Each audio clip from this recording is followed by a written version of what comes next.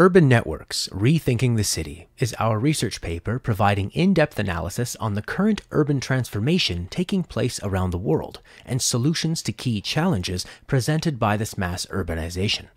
In this video, we provide an overview to the contents of the paper.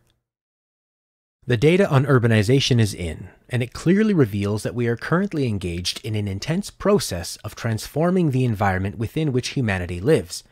Over the course of a century, from 1950 to 2050, we are transforming our environment from a natural rural habitat to an engineered urban environment, as we move from an urban population of just 30% to one of as much as 70%. This is a process of huge transformation, disruption, and development, a process the bulk of which will largely be over within a few decades from now. But how that process plays out is of critical importance to the future success of the global economy, society, and environment. We are living at a time where in principle we could, as never before in history, improve the quality of life for the majority of people around the planet. But the challenges of realizing this are immense, and the perils of fast-paced mass urbanization are becoming ever more apparent. Achieving sustainable solutions within our urban environment is both a huge challenge, as it is systemic, inherently complex and multidimensional, but at the same time, it offers huge leverage in our capacity to shape our future environment at a scale and speed never seen before. But the challenge of urbanism today is not just one of scale, speed, and scarcity of resources, but with globalization, advances in technology, and environmental degradation, the equation has got greatly more complex in just the past decades, necessitating a paradigm shift in our thinking and systemic responses. The scale and demands of the process that is underway far outstrip the resources and capacities of the model and structures that are currently being applied to respond to it. Incremental approaches based on traditional ways of thinking and acting will be limited in capacity within this new context. The current model for urban development we inherit from the industrial age. It is one that is based around the mechanics of centralization and batch processing to achieve economies of scale. Mass societies require the mass provisioning of services, and we achieve this scale by breaking the system down into discrete components, separating them into different functions, and concentrating similar functions within centralized locations in order to reduce unit costs through mass production. Housing in one place, education in another, offices concentrated in business districts, production in industrial zones, etc. We then connect them all, typically via personal transport. This centralization of functional domains enables standardization, batch processing, and reduces the unit cost of service provision. However, this centralized model has limitations. Most notable among these is its limitation of scale. Centralized hierarchical structures have both an upper and lower limit to their effective operations, what is called the Gaussian ceiling and Gaussian floor. Below a certain scale, there are too few resources for it to be economic to develop formal centralized systems. The result is the development of poorly organized informal systems. Above a certain scale, the system becomes overloaded because of the bottlenecks created by centralizing resources. The result is congestion and fracturing, creating diminishing returns. With the ongoing developments of globalization, we are currently in the process of trying to scale our economy from providing for the approximately 1.2 billion people in developed countries to the other 6.3 billion people on the planet. This is a huge scaling up process currently taking place, as cities are becoming megacities. Infrastructure projects are becoming megaprojects, and national economies are becoming integrated into a global economy. As a result, we are increasingly moving outside of the functional parameters of the centralized model along many dimensions, with the ensuing combination of both paralysis and informality within urban systems. We build centralized urban systems, people come, and then they get overloaded. The result is they slowly grind to a halt while also spreading out. Centralized national governments are overloaded and underfunded. Megaprojects go over time and over budget. Megacities become congested and breed informal networks. The critical structural change that needs to come about in this respect is expanding the effective operational range of the model so that it is possible to provide organization along the whole spectrum, not simply cover a small bandwidth in the middle. This is done through decentralization, switching to a distributed model first. Instead of always moving towards the default position of a centralized solution, shifting the paradigm to thinking distributed systems first, and this is now made possible by advances in technology. Distributed systems involve peer-to-peer interactions. This removes the centralized bottlenecks that create the upper limits, and they are able to provide organization at a much lower cost, thus removing the lower limits. This makes them potentially capable of scaling along the full spectrum to provide organization at all levels. Information technology is the critical enabler of these distributed systems. Whereas previously we had to use the centralized model to achieve the critical mass required, information technology now provides the means for overcoming this constraint. IT enables the connectivity and automated coordination required for aggregating the small distributed contributions of many and coordinating them to deliver solutions at scale on demand. This potential is realized through the development of online platforms of coordination. Just as the industrial age had a standardized set of solutions for everything from providing energy to transport to education and housing, which was based around centralized, formal, closed systems, so too the information age has its own core architecture and set of solutions, but these are based around open networks of coordination through information. This means switching from the provisioning of urban services by a limited number of closed formal organizations and instead building open platforms which anyone can plug into and deliver services. Thus, instead of building more centralized solutions, large centralized projects for more highways, power plants, office blocks, more parking space, we ask first, how can we push the resources and capabilities out to the edges of the network and then build platforms for aggregating them to achieve scale as required? Instead of building another power plant, how can we enable people to create their own electricity through distributed generation, building a smart grid platform for exchange? Instead of another highway, how can we build a platform that connects people for them to exchange transport services on demand, peer-to-peer? Instead of more supermarkets, how can we leverage the distributed technology of gross systems and food platforms? And the list goes on. We are trying to shift the emphasis towards modular, scalable solutions with very low thresholds to entry, so that we can harness all of the distributed resources of the end users in the system, toward them providing their own services peer-to-peer. Instead of large, monolithic structures imposed as a one-size-fits-all, the emphasis shifts to asking how can we create small, very basic modular building blocks that people can then build upon and plug together to achieve those large structures in an evolutionary process over time.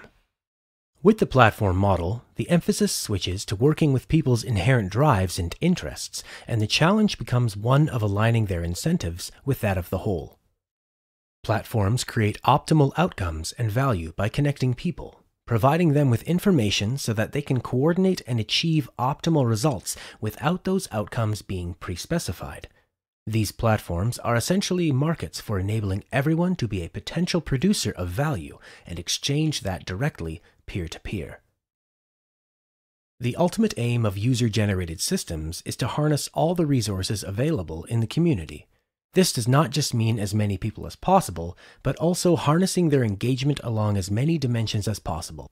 This requires that we recognize all of the value within the system, every dimension to an urban environment that contributes towards creating a functional living space, natural capital, economic capital, social capital, and cultural capital.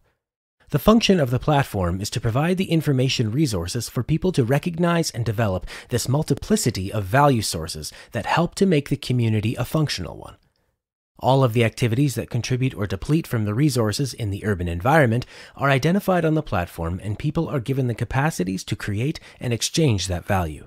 Already, we have experimented with social networking as one technology that can enable this. People care hugely about their social capital, their connections with others, and this can be harnessed to create pro-social behavior, contributing significant resources to a community. But going forward, blockchain token systems will increasingly be available to manage and grow any resource within a community, enabling individuals to provide services of all kind within distributed token markets. The shift from the industrial model to the information model is a shift from physical mass to organization through information networks. From delivering solutions by creating more things to delivering solutions through more effective organization. This requires us to shift our analysis from the component parts of the city to looking at the whole urban system. Seeing the city as an integrated urban system and focusing not so much on optimizing individual components, but rather the interaction within the entire city as an ecosystem. In this view, the city is an ecosystem of many different interacting parts, and we are asking how we can use information-based platforms to identify those parts and try to build positive synergies while reducing negative synergies. The idea that we can focus on specific areas to optimize for a single outcome has its limitations. Seeing the urban system as an equation of simply optimizing for all of the components results in suboptimal overall outcomes as it reduces the synergies between components. Every component in the urban system should be assessed along all value dimensions that it is adding or depleting from, and how that system interrelates with other components to create positive or negative synergies. When we start to bring a full value approach to urban development, monofunctional systems come to be seen as suboptimal compared to systems that can deliver a multiplicity of value sources in an integrated fashion. A billboard that also works as a seat for people to sit on. A building roof that works as a garden space. An old train track that is revamped as a jogging area and exhibition space for sculptures. A wall that can house plants on it. A pathway that can capture runoff water. Cities that tell stories in their architecture. Houses that double as offices. Roads built out of plastic waste, etc. This enables a multiplicity of processes to take place within the same location, thus removing the need to create a whole dedicated area for them. It works to integrate areas and create neighborhoods, removing people's dependency on going to specific centralized locations for certain activities. When you conduct a full value analysis, these kinds of things start to come to the forefront and change the equation under which decisions get made. In the challenge of city density is also the opportunity for creating multifunctional systems where different processes work to fuel each other. Urban environments can be self-sustaining systems, but this requires local feedback loops between the different components so that they can adapt to each other and create positive synergies. When we separate things, we remove the possibility for synergies and the value this adds. We get a dead-end effect within linear processes that create waste.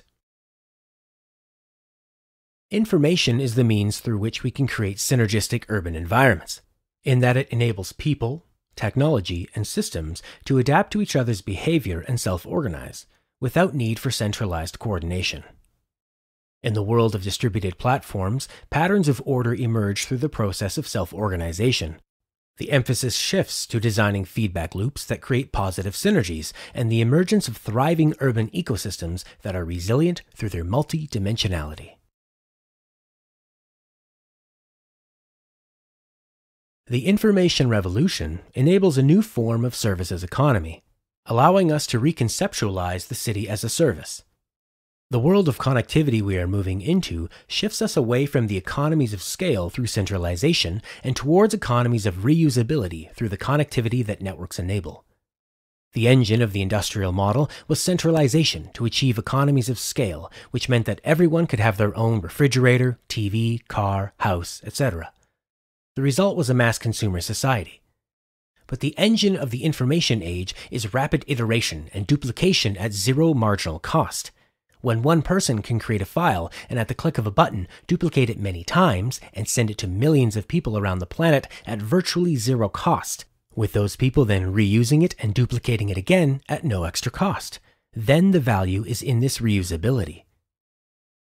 In order to harness this capacity, though, we have to turn physical systems into services by giving them an information layer that makes them capable of connecting into networks and offering their usage as a service. Instead of building a whole new system from the ground up each time, we define existing resources as services, and then build networks for aggregating those resources around the end user's needs. Service systems integrate many different components and coordinate them into seamless processes built around the end user. For example, instead of paying separately for fuel, insurance, car, parking space, etc., users can purchase integrated mobility services from a provider who works to bring those different parts together around their specific needs.